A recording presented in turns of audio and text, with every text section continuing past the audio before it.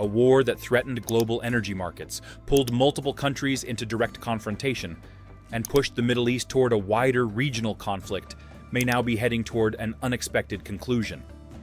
The United States and Iran have agreed to a framework deal that could end months of fighting, reopen the Strait of Hormuz, and potentially reshape the balance of power across the region.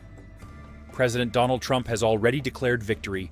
Iranian officials are presenting the agreement as a strategic triumph, and world leaders are welcoming what could become the most significant diplomatic breakthrough in the Middle East in years.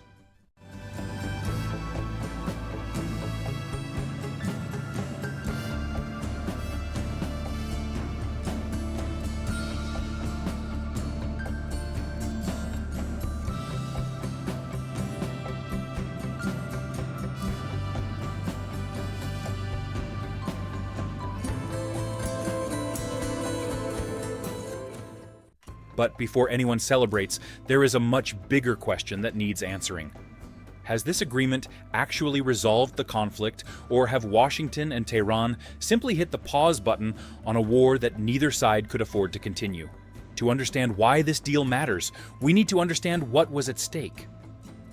The conflict began after American and Israeli strikes targeted Iran, triggering a regional escalation. Iran responded with missile attacks against Israel and American military assets across the Gulf. Hezbollah entered the conflict from Lebanon, opening another front against Israel. Within weeks, what began as a confrontation involving Iran, Israel, and the United States had expanded into a broader regional crisis. The economic consequences quickly became global. Iran effectively closed the Strait of Hormuz, one of the most important maritime choke points in the world. Roughly 20% of global oil and natural gas shipments pass through that narrow waterway. Energy markets reacted immediately. Oil prices surged, shipping costs increased. Governments from Europe to Asia began worrying about long-term supply disruptions. Suddenly, a regional war threatened to become a global economic problem. Now, after months of fighting and a fragile ceasefire that frequently broke down, both sides have agreed to extend the ceasefire for another 60 days, while negotiators work out the details of a final settlement. The framework agreement includes the reopening of the Strait of Hormuz and a broader commitment to end military operations across multiple fronts, including Lebanon. The first major revelation is that economics, not military victory, pushed both sides toward diplomacy. Despite months of fighting, neither side achieved its ultimate objectives. The United States demonstrated overwhelming military capabilities and maintained pressure on Iran. At the same time, Iran showed that it retained the ability to impose significant costs on its adversaries and on the global economy. The closure of Hormuz became Tehran's most powerful leverage point. Every day that shipping remained disrupted created pressure not only on Washington, but also on major economies across Europe and Asia. Higher fuel prices threatened economic growth. Inflation concerns returned. Financial markets became increasingly nervous. Even countries with no direct involvement in the conflict felt the impact. Eventually, both sides faced the same reality.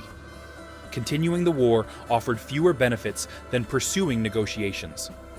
Neither side wanted to appear weak, but neither side wanted an endless conflict either. That economic reality helped create the conditions for diplomacy. But economics alone does not explain why this agreement remains fragile. The second revelation is that the most difficult issues remain completely unresolved. The biggest challenge has always been Iran's nuclear program. Western governments insist that Iran must never obtain a nuclear weapon. Iranian leaders insist that they have the right to pursue peaceful nuclear development and demand relief from sanctions that have constrained their economy for years. According to American officials, preventing Iran from acquiring a nuclear weapon forms a central pillar of the agreement.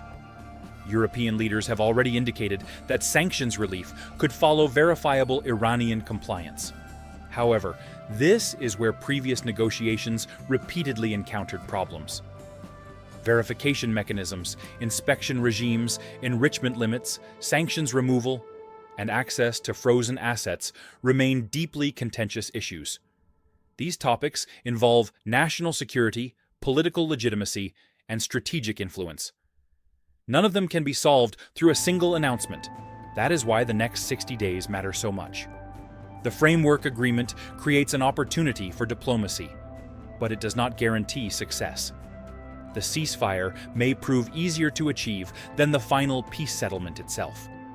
And that uncertainty leads directly to the most important revelation. The third revelation is that this agreement could reshape regional politics far beyond the immediate conflict.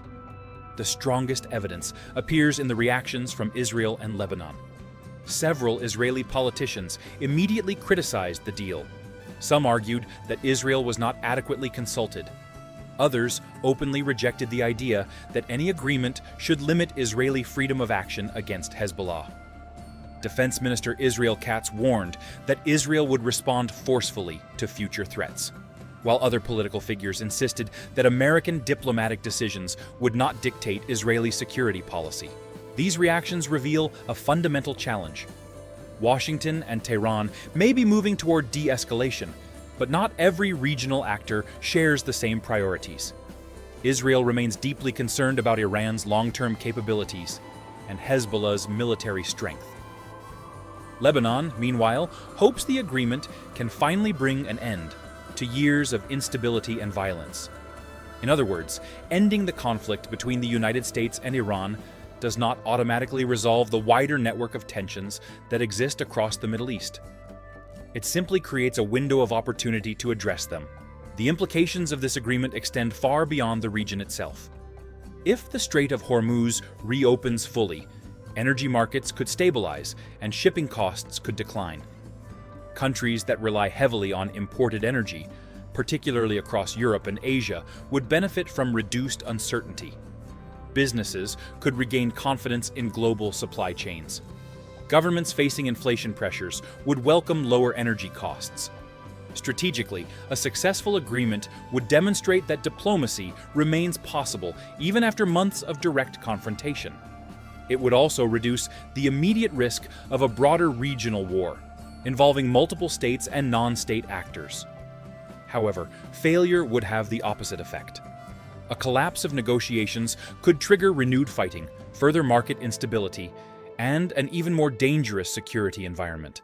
The most important takeaway is this: wars often end not when enemies trust one another, but when both sides conclude that continuing the fight costs more than ending it.